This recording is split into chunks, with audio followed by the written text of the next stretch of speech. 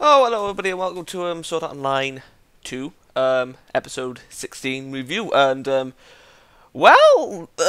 this episode was very interesting. It gave us a lot more information on what the seed does, and I think basically hearing that basically debunked my theory of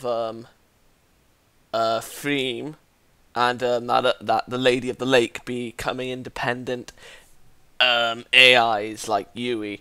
So yeah, they're just being controlled by what's happening with the story. So basically, the seed, I think I'm saying it's the seed, basically, or the engine of what Sword Art Online had, basically searched around, the web, for different mythologies and folklores, and in doing so, when they found that information, the seed automatically made endless quests for to make the game fresh and stuff like that, and it also has the capability to create a quest like something like this, and basically have the end thing, as we know, like the place being destroyed.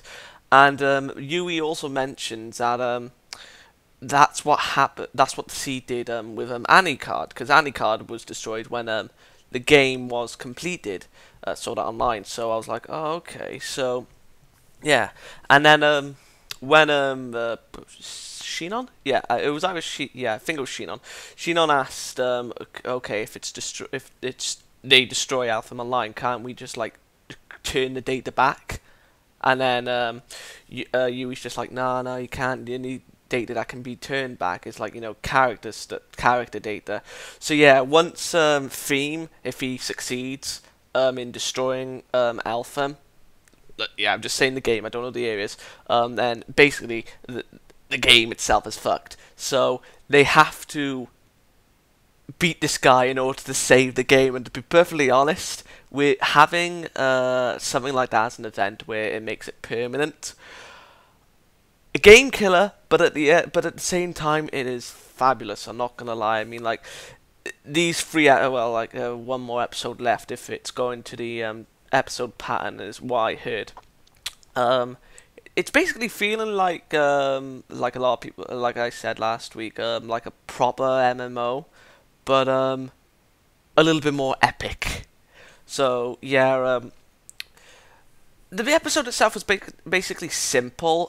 We had a fight scene with Kirito and friends fighting a Minotaur, and then after defeating the Minotaur, I have no idea. Pink-haired boy asked Kirito like, "Oh, what was that?" And I was just like, "This is deja vu, isn't it? Where have I seen this before?" And then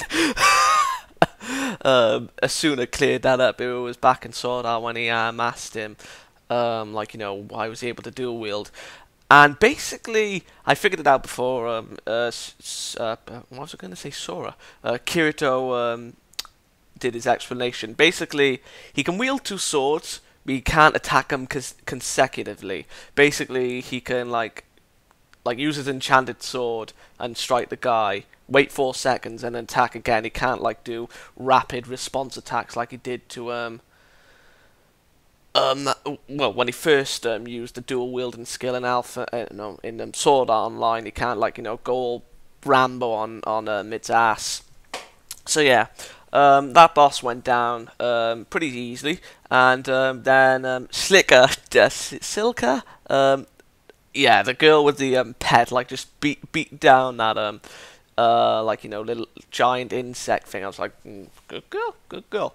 And then we get to the character Furia, and then pink-haired boy was just like, oh, we have to save her, we have to save her. And then when they were just like, it's a trap, it's an obvious trap, and then he was leaving, I was like, oh, okay, fine, right, we persuaded him. And then he's just spouting all that stuff saying, I don't care if the quest fails, I don't care if the thing is destroyed, I don't care if it's a trap, I need to save her. And I was just like, what? He's the cannon fodder of a party. He's basically the noob, the major noob, and then he just saves a pretty girl. And when her breasts touch him, he was just became entranced, and I was like, oh my god. So, she's a mage, but yeah. Why I'm saying that is because it's interesting. Yeah, we know Asuna's a mage, but her mana isn't that different from Asuna, so I don't see what the problem is, because I know Asuna was a mage to begin with, because I was just like, hang on, why are you complaining that you haven't got a mage? You got Asuna, isn't you? And even in this episode, she was at the back providing support, and I was just like, you have the mage. I mean, you're just referring you don't have a good mage because of her mana curve? If that's the case, then Fuya isn't that much better. I mean, only about 10% probably, if we're comparing her mana. Or maybe she has, like, you know, like a few unique abilities because she's like an NPC. So yeah, we see Thrym for the first time. Well, no, yeah, Thrym, yeah, I think I've said his name already and I forgot. Yeah. When I just saw that, I was just like, oh my god. I could be wrong with his voice actor, but it sounded like Baragon, and I was just like, are we gonna get some rot shit over here, son? Are we gonna rot this place away? Come on, Baragon, let's go. Favorite Espada. Yeah, I like all of the Espadas, save for Zomaria and Xyle. Those two are crusty as fucking hell. Anyway, sorry for the segue, just couldn't resist. Basically, Thrym and Fuya, like, are part of a story. I suppose it's a real one.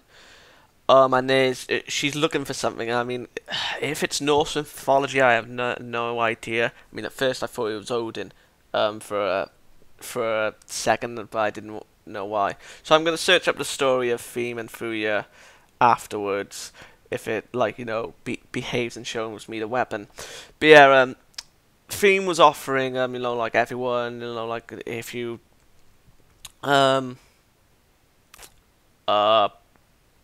ally with me, you can have all the riches, and then everyone's just like, no, you're not gonna do that, and it descends on the fight. So, kind of a, I don't know, fast-paced episode. I mean, it was very informative. I mean, we learned a lot more about the seed than I didn't expect. We had not the fight was okay between the Minotaur, but yeah, the episode was exciting. The combat was a little bit mediocre in my opinion, of course, but still, I don't expect this arc to be intense. I expect it to be more on the information side, and it is going that way. And yeah, I'm not saying the fight was bad. It was just good. I mean, like, surprisingly, I even though it was for a couple of seconds, I did enjoy Silka or killing that insect boos. So yeah, I'm gonna give this episode a 7 out of 10. It was okay. It wasn't bad. I mean, for some reason I want to give it a 6, but I just think that's being like mean when I don't really need to be. So yeah, like I said, if it's going a 3-episode route, we've got one more episode to go, and yeah, I have a funny feeling that I might be wrong and it's gonna go 4, but that all depends on next week, because I had a funny feeling that I was just gonna focus around the dungeon, and while it did, I thought we would just, like, you know, get a few snippets of clearing out trash, but we didn't. So yeah, 10 out of 10. See you next week.